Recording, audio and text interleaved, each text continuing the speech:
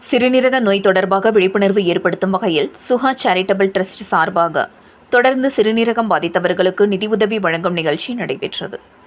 சிறுநீரகம் தொடர்பான நோய்கள் தற்போது அதிகரித்து வரும் நிலையில் பொருளாதார நிலையில் பின்தங்கியோர் சிறுநீரக மாற்று அறுவை சிகிச்சை மற்றும் அது தொடர்பான நோய்க்கு சிகிச்சை செய்வதில் மிகவும் சிரமத்திற்கு உள்ளாகின்றனர்.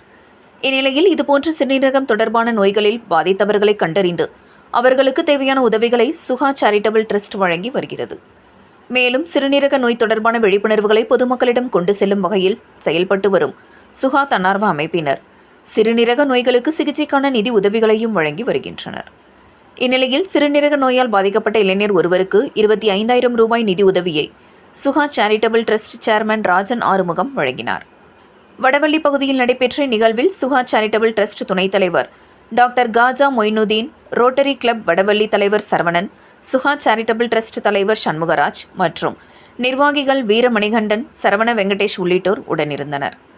சுஹா சேரிட்டபிள் ட்ரஸ்ட் குறித்து அதன் சேர்மன் ராஜன் ஆறுமுகம் கூறுகையில், சிறுநீரகம் தொடர்பான நோய்களுக்கு தீர்வு காண்பது மற்றும் நிதி உதவிகளை வழங்க சுஹா செயல்பட்டு வருவதாக கூறிய அவர், குறிப்பாக கடுமையான சிறுநீரக செயலிழப்பு மற்றும் இறுதிநிலை சிறுநீரக நோய் உள்ளவர்களுக்கு சிறுநீரக மாற்று அறுவை சிகிச்சை செய்வதற்கான உதவிகளை சுஹா செய்வதாக கூறினார்.